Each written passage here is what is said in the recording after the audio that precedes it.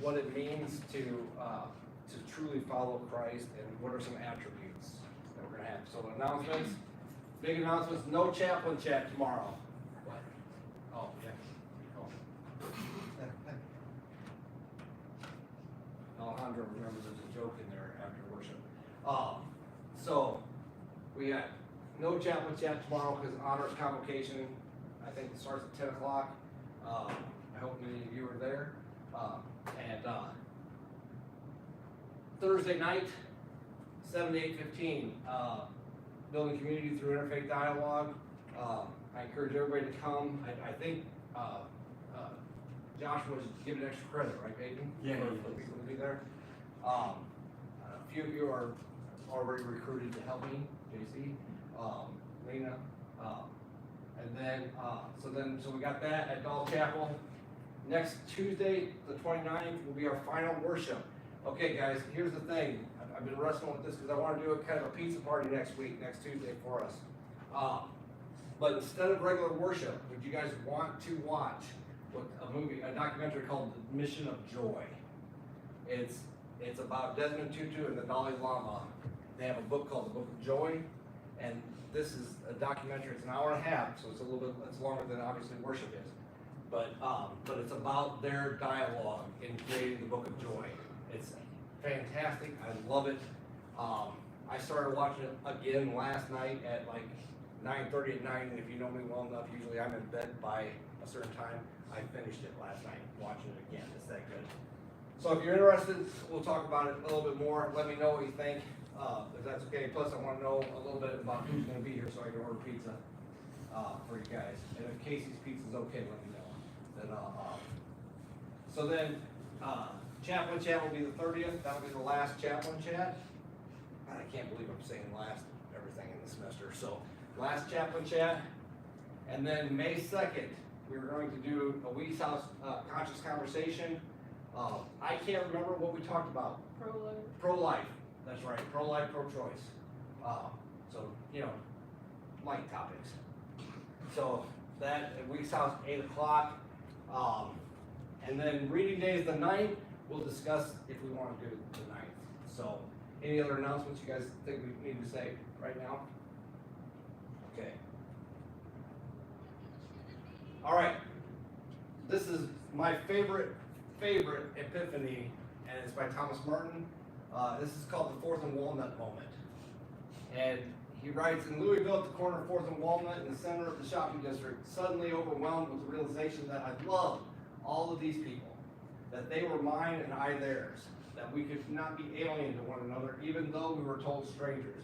It was like walking from a dream of separateness, of spurious self-isolation into a special world. This sense of liberation from an illusory difference was such a relief and such a joy to me that I almost laughed out loud. I had the immense joy of being human, a member of a race in which God became incarnate, as if the sorrows and stupidities of the human condition could overwhelm me. Now that I realize what all we are, and if only everybody could realize this, but it cannot be explained, there is no way of telling people that they are walking around shining like the sun. Then it was as if I suddenly saw the secret beauty of their hearts, the depths of their hearts, where neither sin nor desire nor self-knowledge can reach, the core of their reality, the person that each one is in God's eyes. If only they could all see themselves as they really are, if only we could all see each other the way God sees us all the time, there would be no more war, no more hatred, no more cruelty, no more greed. But this cannot be seen, only believed and understood by a peculiar gift. That is one of the greatest theological premises that I've ever read in my life. Understanding that we're all deeply interconnected, that we're all shining like the sun, may be one of my favorite lines ever written. Because, and this is obviously a picture of Merton and the 14th Dalai Lama, a much younger version than the one you're going to see in the video tonight. All right, question.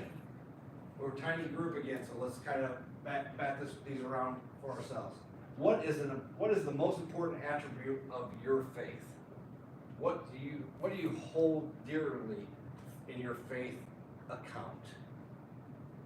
You know, love, compassion, grace, hate, whatever it is.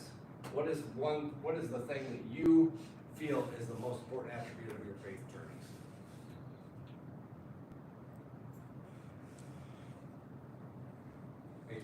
I would say love, because I always go back to like John 3:16, for God so loved the world that he gave his one and only son in order to all that stuff.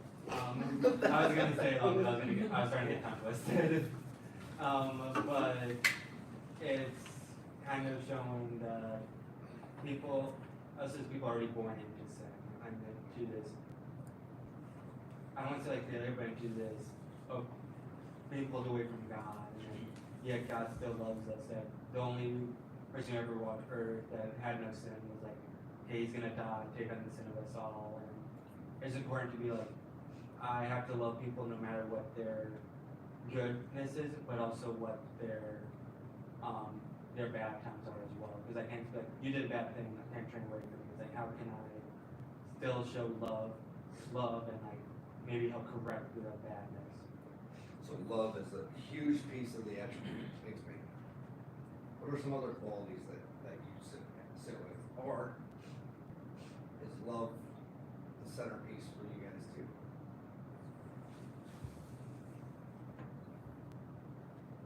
This is kind of an easy question, I thought, guys. Sorry. Or not, go ahead. Connection. You want to expand on it? You knew I was going to ask. My whole young life, I felt very isolated and alone. And even in a crowded room, I would feel isolated and alone. And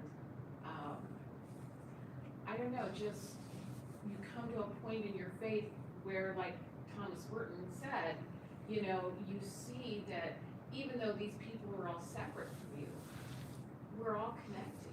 We're all in a relationship with each other, whether we want to acknowledge it or not. And we're all in relationship with God, who is our mediator between us. So that connection is just a very important attribute of my faith, I say. I love it. That's exactly right.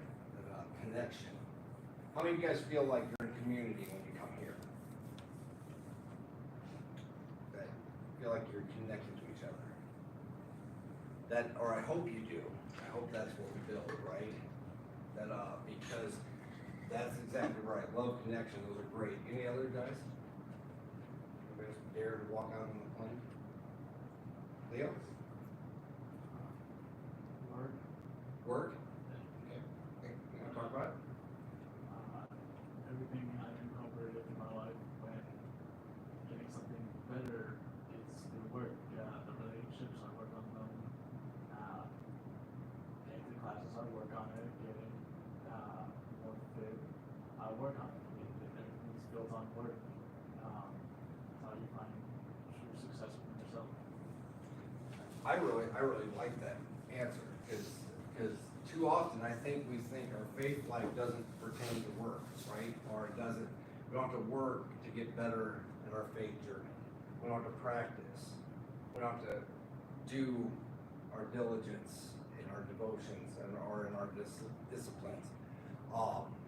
When I was in seminary, one of my professors said, the first thing to go from your schedule will be your prayer time.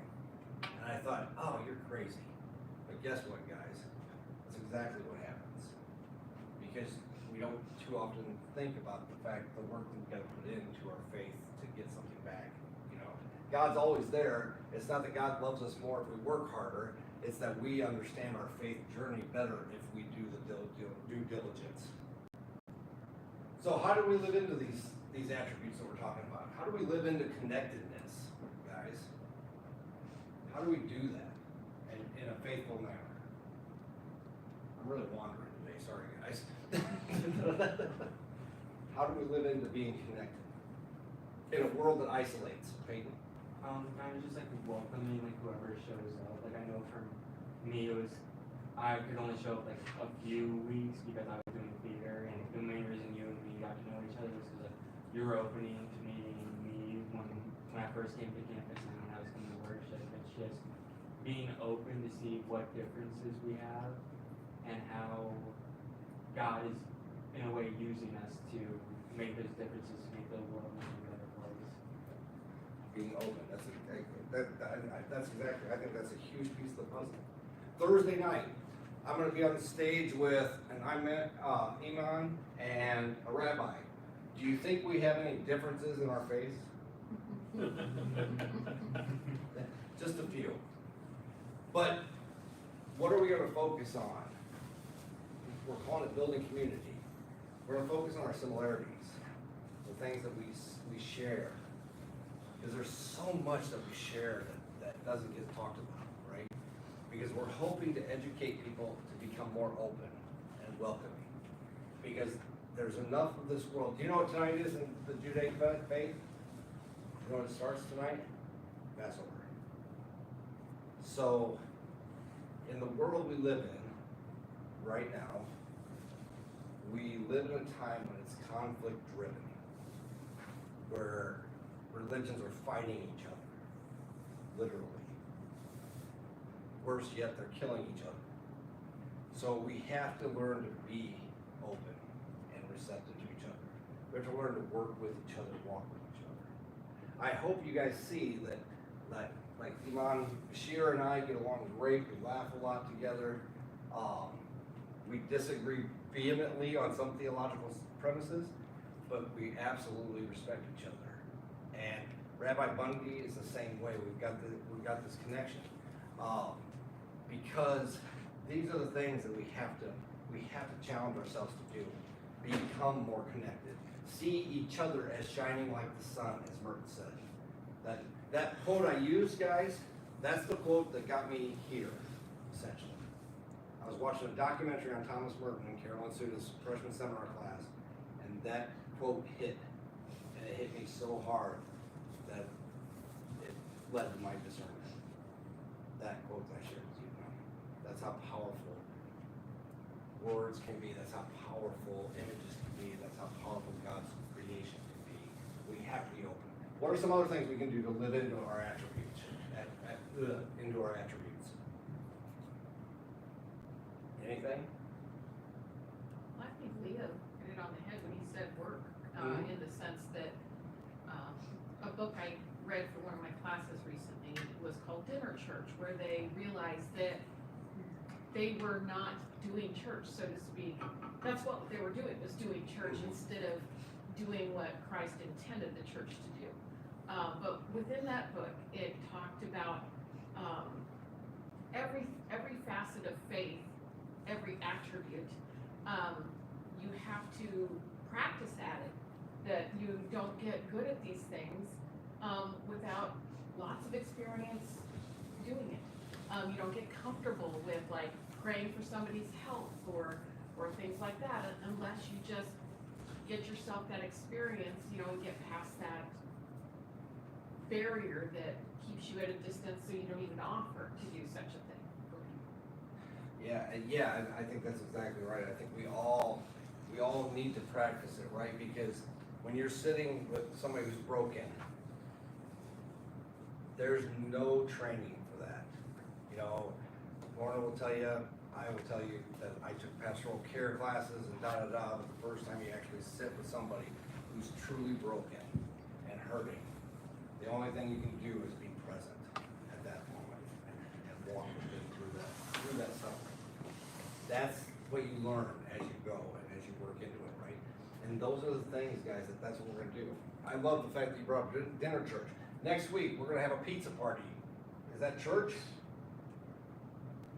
Seriously, do you think it's church or not? Can be. It can be, right? It can be. Why would we think it's not? Church and you're eating pizza. Well, communion can't be pepperoni pizza, right? But it can. You know why? Because what we're going to do in that time of eating pizza together is we're going to talk and we're going to share stories. We're going to share our stories.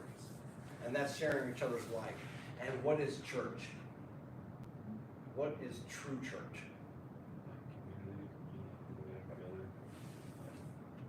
Seeing God in each other, right? That's it. And it doesn't happen if you're unwilling to share your stories. It doesn't happen if you're unwilling to walk with each other. And guess what, guys? When I sat in Catholic Mass, I loved the Catholic Church. My grandma, I don't want her to strike me down. But there were moments when I sat there and I was just going through the motions. You ever feel that way when you go to church? You're just gonna go through the motions? Next week, you're not going through the motions. We're gonna share each other's lives with each other. That's the church. Two or more, say it again, Nathaniel. Two or more in a room. Yep. Not only is that AA, that's church, right? You can have a two or more, you got an AA meeting, right? Okay, two or more like me, right? So the other side will go to church, okay? So, so, next slide. All right, so, pagan, lead us in call to worship. Come walk with the Lord this day. We Seek places of peace and rest from the stresses of our lives. The shepherd will lead you to places where your soul may be restored. We come sometimes fearful of the hostilities of the world. In the midst of all the turmoil, the shepherd will provide for your needs abundantly. Surely these wonders will heal and restore our spirits. Amen.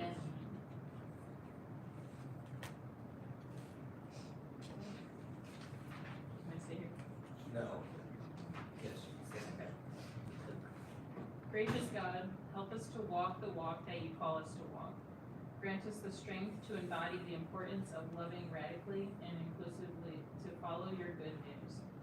Empower us to be strong enough to see one another and to embody a sense of openness to being present with each other. Guide us to study and to be inspired by the importance of living the commands. Grant us wisdom to no longer try and justify hate of any kind so that we may experience and embody all of your creation. All of this we ask in those words that you have taught us to pray. Our Father, who art in heaven, hallowed be thy name. Thy kingdom come, thy will be done, on earth as it is in heaven. Give us this day our daily bread, and forgive us our debts, as we forgive our debtors. And lead us not into temptation, but deliver us from evil. For thine is the kingdom, and power, and glory forever. Amen.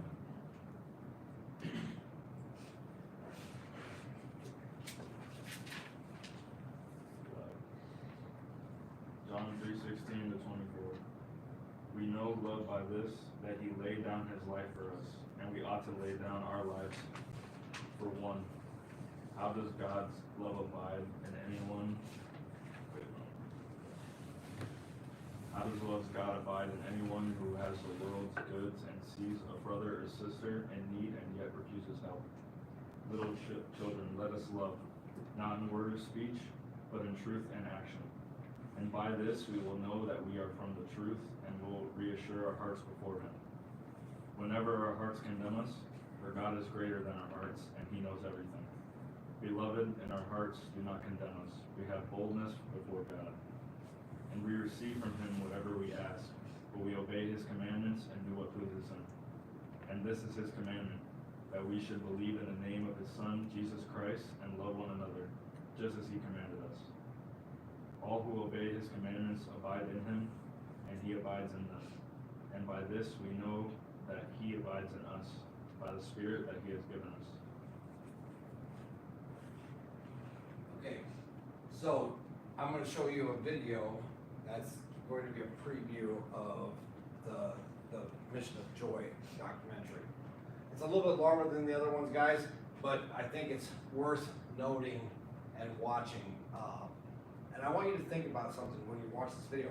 What comes to mind when you see these two grand spiritual leaders? I don't know if I've talked to you guys about Desmond Tutu, but Archbishop Tutu stood against apartheid.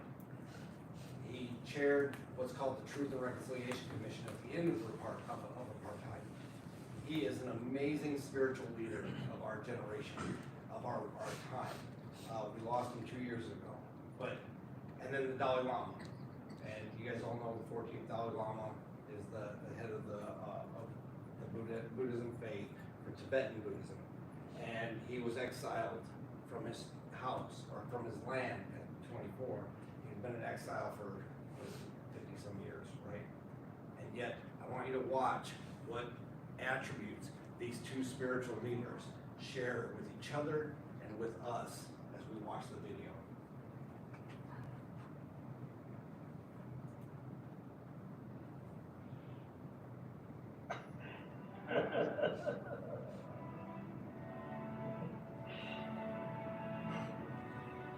Indeed, I'm very, very happy and great honor to talk one of my old friend and spiritual friend.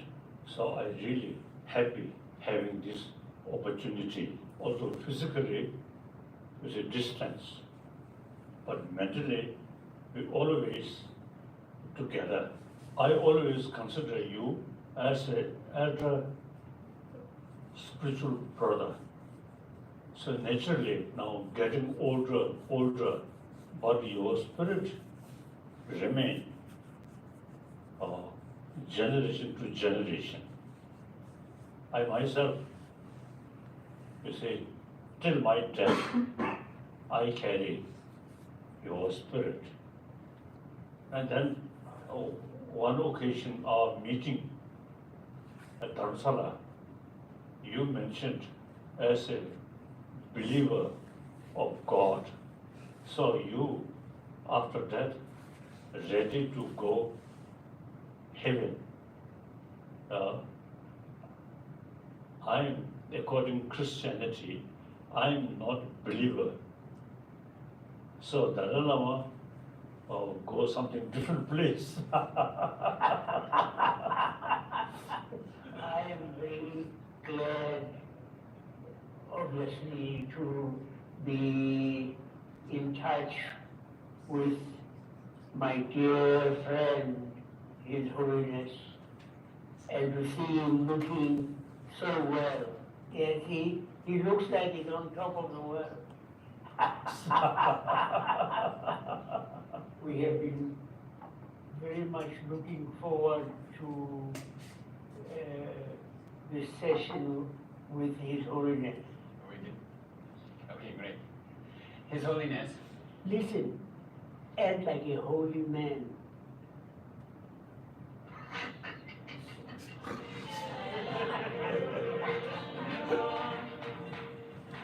You are mischievous, aren't you?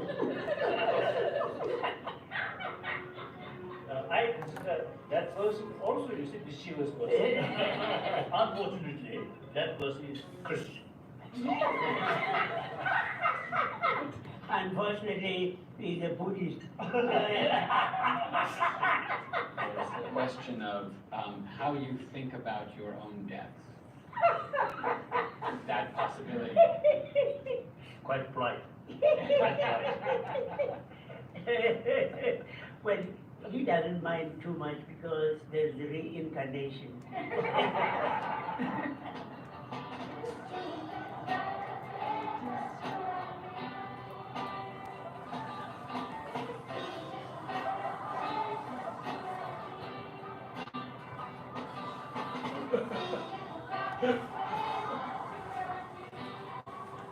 I'm wondering, what is it about your friendship with each other that allows you to have this kind of extraordinary joy? He's always troubling me. I admire him enormously. Oh, he's going to get proud.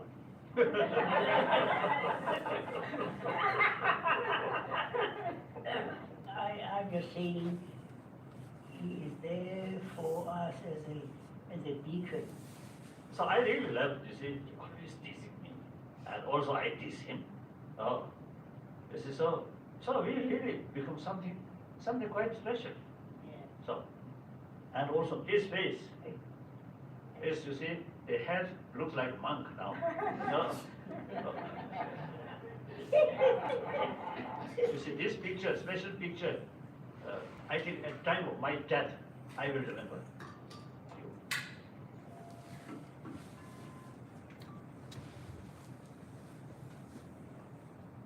I want to commend the makers of the film that you have given the world a wonderful gift. So thank you. People, when they saw your face and hopefully my face, then at least a short moment they get some kind of peace. So, so I very much appreciate you, in spite of your old age. Still, you dedicated well-being of others. God bless you. Thank you. Thank you, my dear friend. Through television, it is quite easy to talk. So I'm hoping next meeting. Thank you. God bless you. Thank you. Thank you.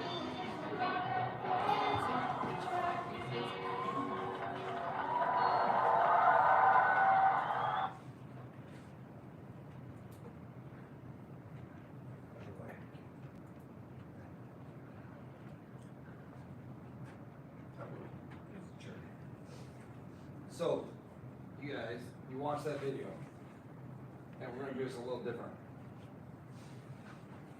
What strikes you about those two spiritual leaders? You can tell that they both carry two different beliefs, but there's still like a level of love and respect for the Lord. It's so easy for now for it to be, even if it's the same people in similar religion, that there's one thing that's different that becomes a huge argument. Is that idea of why is this what you believe and why is this what I believe? It's just, no, you're wrong for this, and this. No, you're wrong for this, and this, and then it just turns into a back and forth to where they're listening to each other, but they're not understanding. They're listening for the sake of countering and arguing with each other. They're not having a dialogue, they're having two monologues in that Yeah. case, right? Yeah. What else struck you guys? That's a good point. What's the one, okay, let's do it this way. Give me one word to describe those two gentlemen. Goofy. I think they agree with that. Joyous. Joyous. Passionate. Respect. Respectful. What else? Loving. If you don't get love out of that, I don't know what you're looking at. Those two men love each other dearly. That's why they wrote one of the most powerful books I've ever read jointly, called The Book of Joy. Look it up, listen to it, read it, whatever you want to do. It's worth it. So, did they strike you as the traditional religious leaders or spiritual leaders? Why not? You shake your head. They're just like, I don't know. Felt like you were like with them, like they, I don't know. Felt like they were like really open about who they are and the way they are. I don't know. You said something really powerful there. You're with them. Whenever you watch that whole documentary, you feel that whole time that you're with them in that room, right? You're sharing in their joy. I mean, and that is exactly what religious leaders should do. That's exactly what we're called to do, because we are called to share each other's lives. We're not called, I'm not called to come out here and tell you guys exactly how to live your lives, and you have to do it the way I think is right. That's absolutely insane. That's not the way Jesus did it, right? And so when you see this, I hope it moves you, because these two gentlemen have every right to be mad at the world. Every right. One exiled as a young person from, he can't even go back to his own home where he was raised, because the Chinese government will do horrible things to him if he were to ever go back. He couldn't go visit his his buddy on his 80th birthday because South Africa said it was too political for the Dalai Lama to come and celebrate Desmond Tutu's birthday. They wouldn't let him in the country. That would be reason enough to be ticked off at the world, don't you think? But do those guys look ticked off to you? No. You know why? They both understand God in their own way. Now, I would tell you it's nirvana, right? But they understand that depth or that mysticism that comes from somewhere special. Tutu watched his father, and you'll hear this in the documentary, beat his mother on a regular basis. He saw people shot in the streets for being black in South Africa. He saw people beaten to death. The horrors we can't even imagine. He saw one of his dear friends, Nelson Mandela, be in prison for, I think, 8 years, 9 years, or something like that. I can't remember exactly how long. He had every right to be mad at the world, and yet he's not. Because we have to begin to get past what you were talking about, Peyton. We gotta get past the us versus them mentality. The anger, the I'm right, you're wrong stuff, right? That's not what God's all about, in my opinion.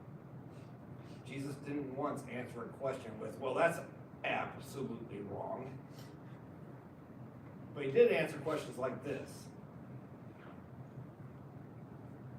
What do I have to do to inherit the kingdom? Well, let me tell you a story about a guy walking down the road to Jericho. Or, what do I have to do to be connected to God? Well, I think you might want to sell everything.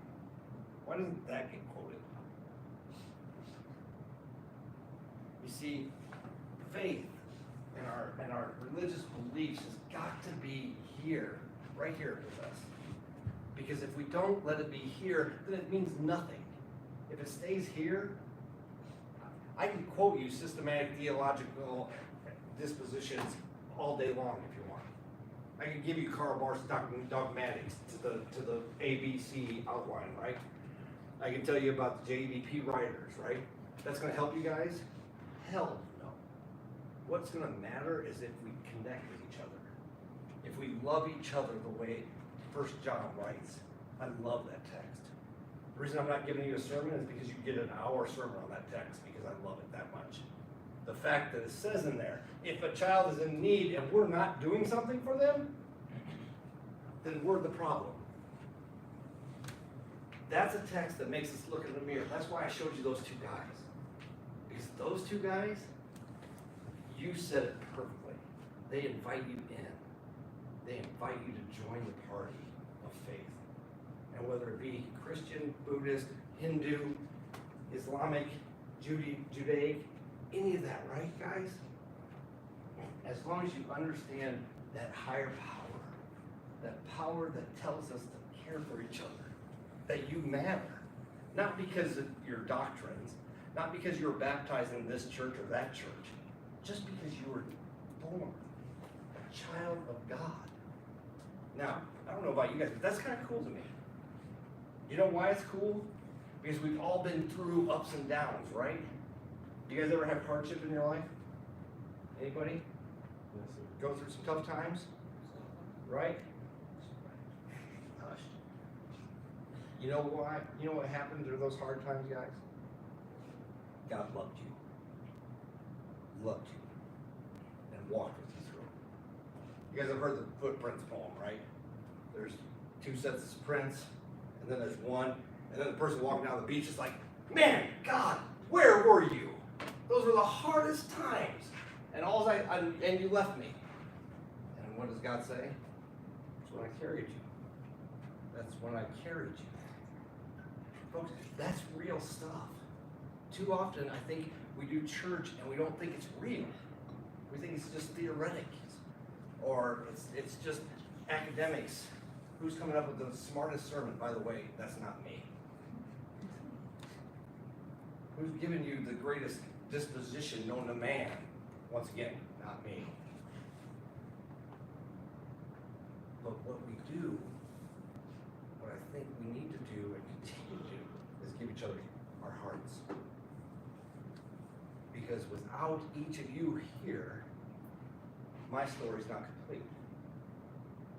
And without me, your stories aren't complete. Because we matter to each other, we care for each other, because God created us to be in communion with each other. One of the other my favorite Dalai Lama stories, Thomas Merton was killed, executed. Okay, I shouldn't say that. It's not confirmed that he was executed, but it's very suspicious how he died. He died in Thailand when he was doing a lecture welcoming Buddhist monks into a faith journey with Catholic monks. He went to take a shower and a fan accidentally fell into his bath. Suspicious, I think, but one of my favorite stories is he met the Dalai Lama one time, this Dalai Lama. And then the Dalai Lama came to Gethsemane, which was the monastery Thomas Merton was part of. About 20 years later, I think. And so the Dalai Lama, you can imagine, has a schedule. Everything's laid out for him. And they lose him. They can't find him. Like, in the middle of the schedule, they can't find where the Dalai Lama went. Well, Thomas Merton is buried on that property. And they walk out, and the Dalai Lama is sitting at Thomas Merton's grave. And they said, "Sir, we don't know. What are you doing? You're supposed to be here." And the Dalai Lama stopped and said, "I'm supposed to be here with my friend." Connections. That's what matters. Your faith life doesn't make a hoot of a difference if it doesn't matter to you in real time. If it doesn't matter that you live into it each day, that you care each day the way God calls you to care. If you just go through the motions, then we're just punching a clock, and what the hell does that make a difference in? It doesn't. But if we care for each other, walk with each other, love each other the way 1 John talks about, then we can transform the world. And guys, we need to transform the world. Because right now we're watching people who hate, who spew ugliness, and call it Christianity. We have to be the stopping ground of that. That's what faith is. So when you ask me what the attribute is that's best suited for my faith journey, it's grace. Because we have to show each other grace to connect profoundly. We have to know that we all fall at times, but we need to be lifted up. We have to be moved to live it every day. So challenge yourself, okay? We only got one more worship service, and it's gonna be communion, breaking bread together. So challenge yourself as we leave, as we go to summer, all that good stuff, to live it, love it, and to connect. Because that's when things matter. And here's the other thing, know this, that when you start to live it, you're not always gonna make everybody happy. People are gonna disagree with you vehemently. I think I've told you guys before. When I was a student here, I was preaching on the radio in Galesburg. I had a Sunday morning thing. I went in and recorded it, and then they played it on Sunday morning. And a guy actually called me the Antichrist because I quoted Thich Nhat Hanh in a sermon. So people are going to be that way. I told him God loves him too. I thought it was kind of fun, but he didn't like it as much. It's okay. It happens. But guys, you are amazing. You have gifts. Each one of you has gifts. Live your faith. It's profound. All right? All right. So, I want you all to do me a favor real quick and acknowledge the fact Lorna will graduate with her MDiv degree on Saturday, so congratulations.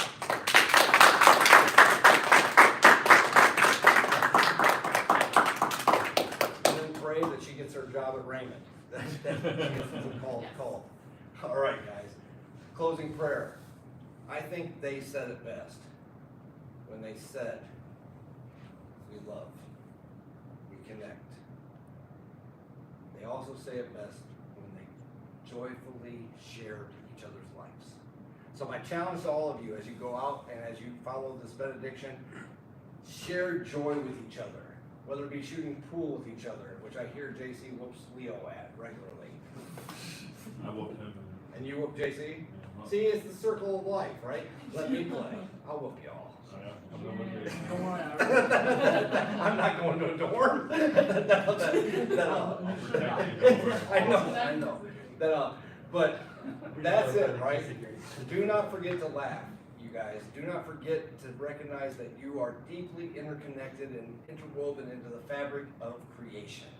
And you are co-creators with God. Go in peace, guys. And love the world as God loves it.